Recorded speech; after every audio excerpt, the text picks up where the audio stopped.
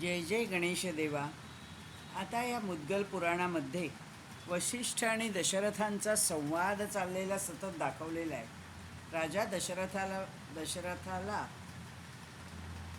प्रश्न पडतो की श्रावण मासामध्ये जे ब्राह्मण विधियुक्त लाडू इत्यादींचे भक्षण करतात त्या व्रताचं महात्म्य काय असावं, असे ते व्रत वशिष्ठ गुरु आपण मला सांगावे.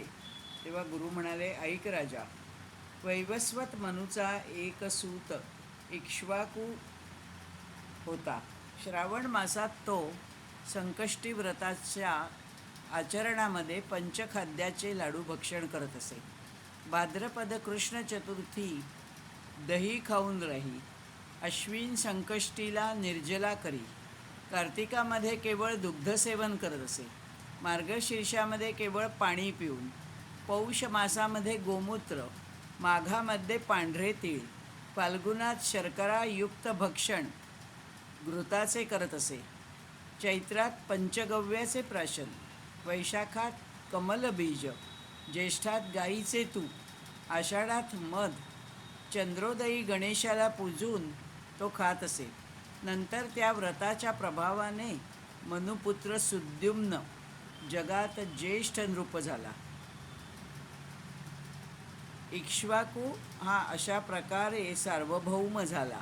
तेव्हा राजा, जर तू प्रजाजनांसह चतुर्थीचे व्रत आचरशील तर पुत्रवंत होऊन अखेरीस विघ्नेश स्वरूपता प्राप्त होईल.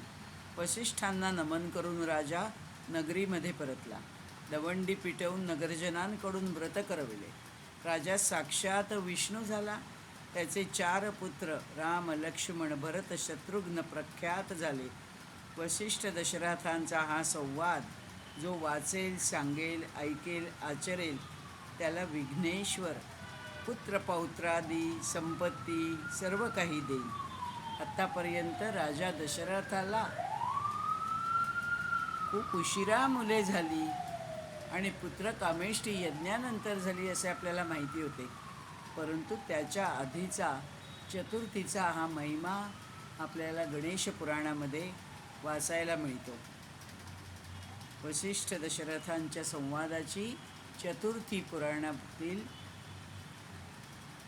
ही महती इथे तिची समाप्ती केलेली आहे.